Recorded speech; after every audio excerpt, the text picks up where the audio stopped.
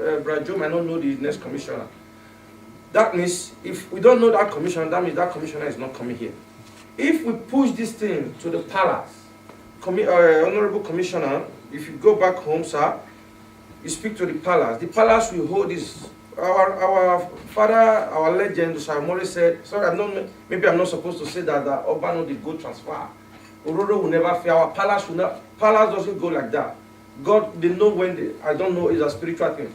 But sir, if the palace can be powering this Edo meeting, then instead of 4 years thing, 8 years thing, after 8 years, we don't know if the governor is going to be from Edo State like our governor, Obaseki now. Oshomole was from Auchi, so it might have what it's going to be doing.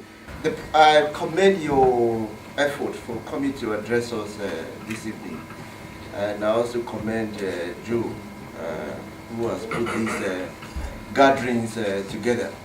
Just a couple of things I need to spell out very quickly. If you are appointing an ambassador in UK or anywhere in the world, you need to clearly spell out their terms of reference, because they're going to be representing Edo State government, and they need to be seen to be acting in that capacity, because when we are dealing with them, or when stakeholders are dealing with them, it is assumed they are dealing with Edo State government. So you need to clearly state out their roles and what they are supposed to be doing on behalf of the government, if you have not already done so. Going back to the question that was posed earlier on by Dr.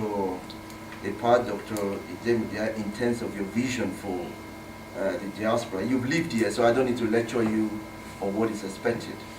We will want, as a body, in order to key into what you're doing, we want to see clearly stated objectives, clearly stated goals, long-term, what you call short win, quick win, so that we can be able to key into various areas. We know this is an area where we have comparative advantage, we have interest, or we have skills.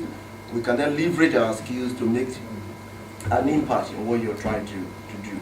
In a nutshell, what I'm saying is that you need a joined-up strategy that looks at tourism in a bigger light. You've mentioned the fact that oil is going to be obsolete in a couple of years. That is true. If you look at the whole of Caribbean countries, they don't have oil. From Jamaica, Barbados, Antigua, and all that, they all depend on tourism. So if we can develop our tourism sector very well, there is no way we will not be able to create employment for our teeming youth population. So that's why we're very keen in that particular area. My question is, do you already have a tourism board?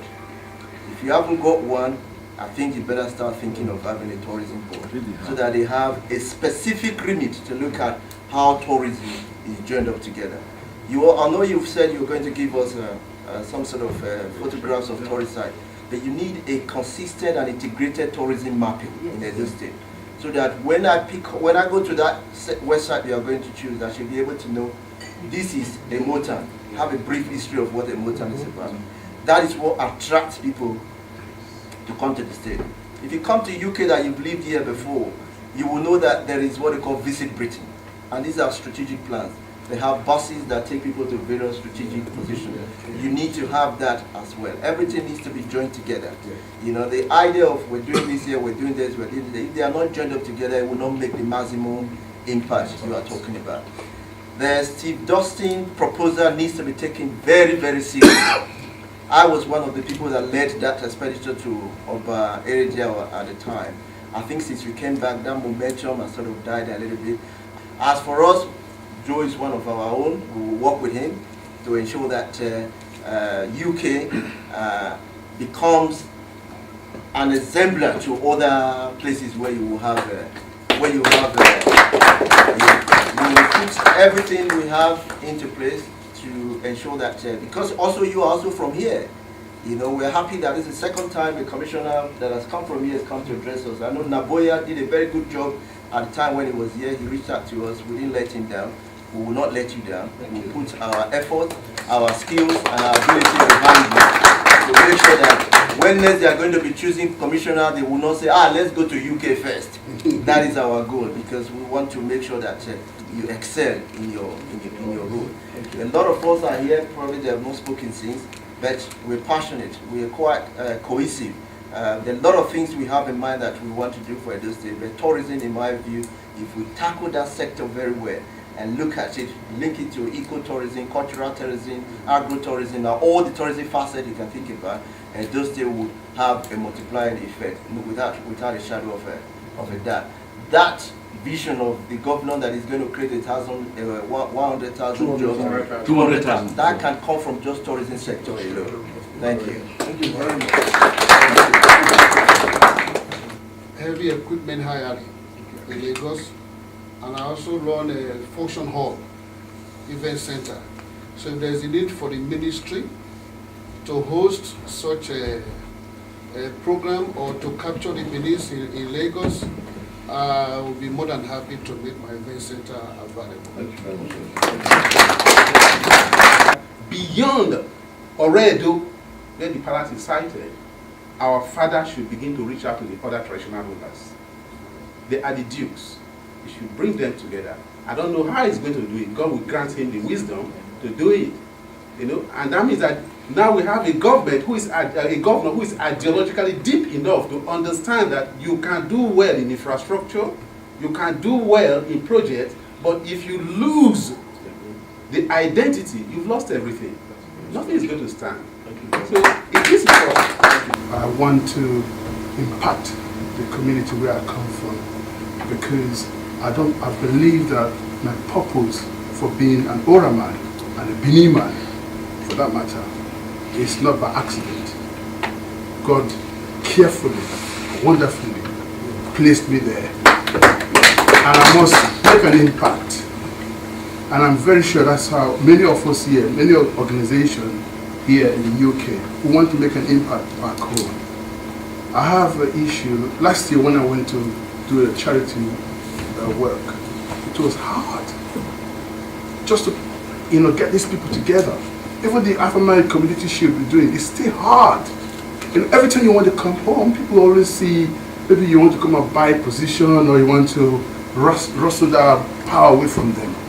So I don't want this to be a talk workshop.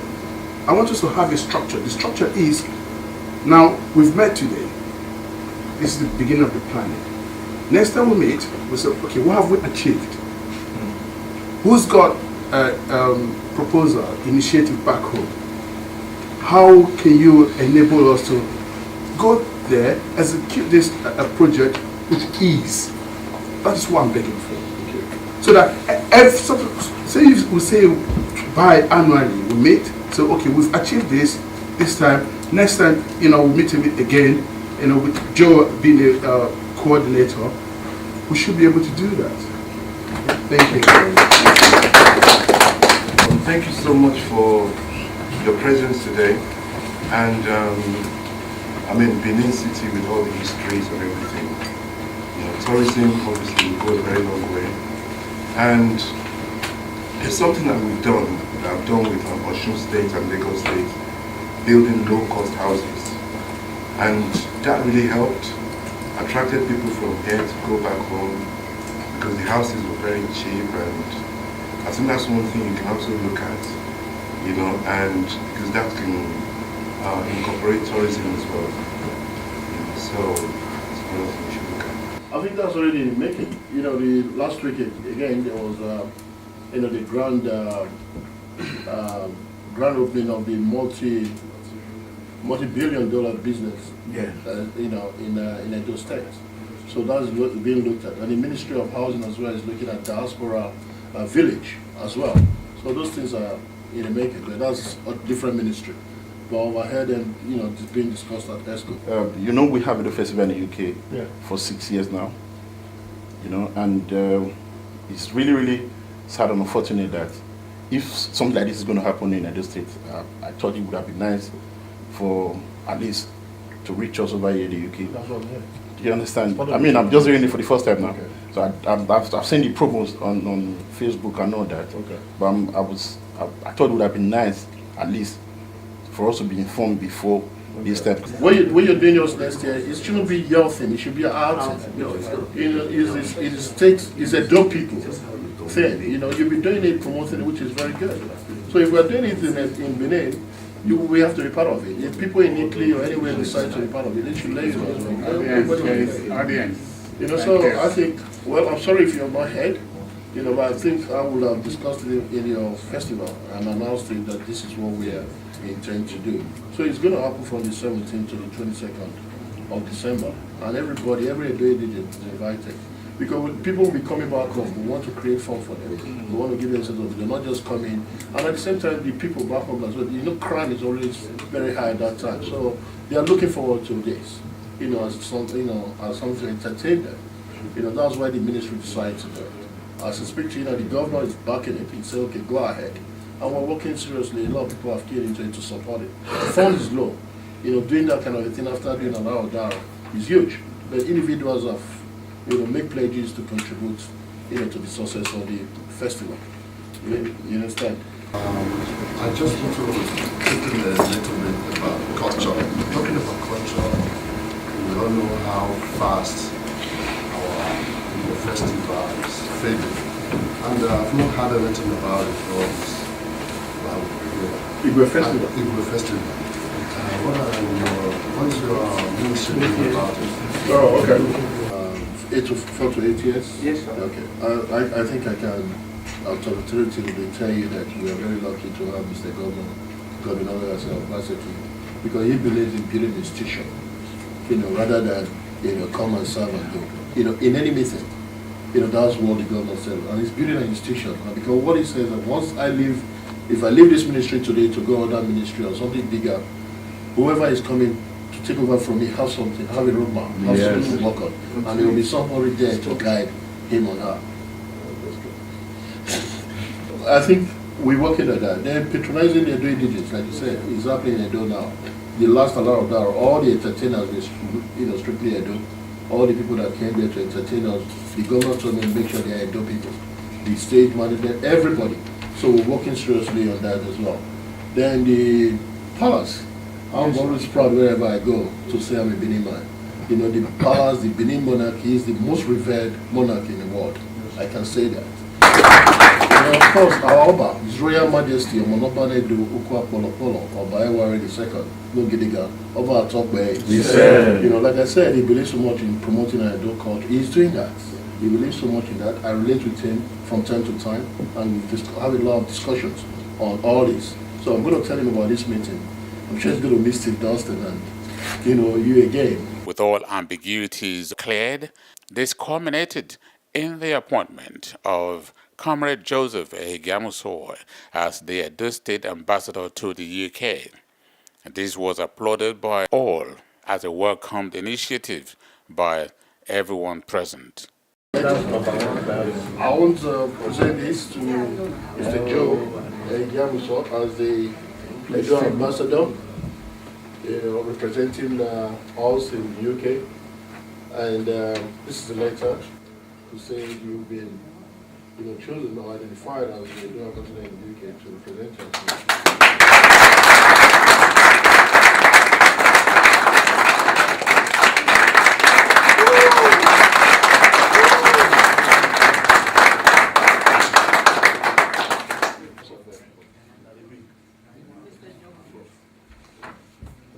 He's a military representative there.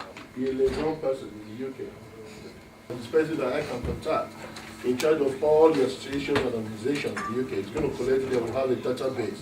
And once we have a website, interactive website, we'll have all those things there. Like I was advised, I can't be traveling from all the countries. But once we have people in each country, one person, I can relate with those people. Then the message from us will be float them to other associations and other Edo Indigenes. That is part of our roadmap in order to bridge the gap between the government and our people in diaspora. Thank you. Thank you so much, everybody.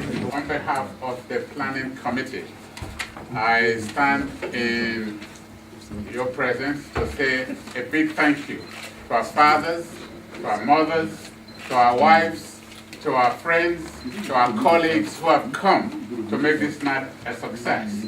We want to assure the Honorable Commissioner, our royal father at home, that one of the things that has pained us over the years is the fact that Edos in the UK, we seem to have been, what's the word? We seem to have been forgotten and not recognized. This is one thing that we want to work on. And by my own personal assessment, I've been here for quite a while. I've seen that we have so many unions, so many clubs, so many associations, to the extent that we even have an Osemwegie-Ero in our community. Engineer Bernard Wogie is our Osemwegie-Ero, who is not here today. He has his elders in Canada. I spoke with him and he said he will not be able to make it, but he will designate representative.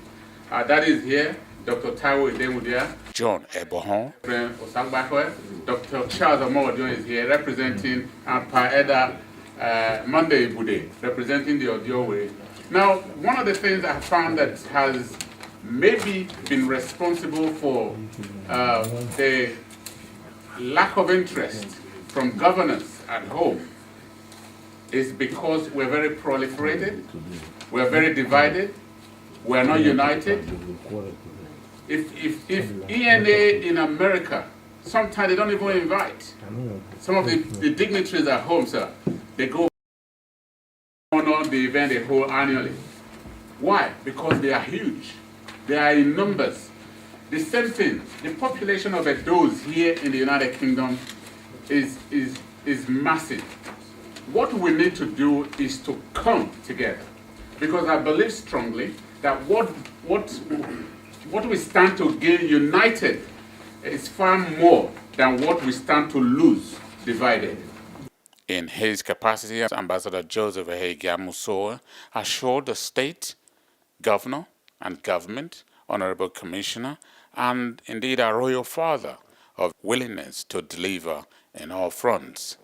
So it's very important that we begin to have a rallying point. So this office, we want to assure you, sir, that we'll make a success of it, and we'll try as best as possible to turn that table around so that we can form that one unity. There's no problem in having different clubs, but for instance, at the end of the year, when we say, or August, for instance, Edo Day, yes, Edo anniversary, the year and the month that Edo was created as a state, we can have Edo National Day, something like that.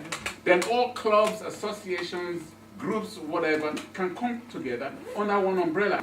That's why Governor Obaseki, I was there during the campaign, and he went to America. We planned a trip for him to visit America, and he was to come to Europe and starting from UK. But time caught up with the campaign, he couldn't make it. But since he has not been able to come, I know it's tight schedules, but if we're together in our numbers and we sing tunes from the same hymn, and we'll invite through our Honorable Commissioner now, I believe it can be possible. This is just a stakeholders meeting, as we call it, which is a representation of the bigger Edo people in the United Kingdom. So we'll work on that, and perhaps the next time we'll call a big meeting. Have one big event where we have all these groups under one roof, and we can invite Honorable Commissioner Odozi, and His Excellency would oblige us. So at this juncture, again, I want to wish all of us a safe journey home and say a big thank you again one more time to everybody. Thank you. For those in the UK, it is a new dawn, and the ambassador says, let us come together, explore the opportunity, utilize this to bridge the gap and foster a closer relationship with the government at home.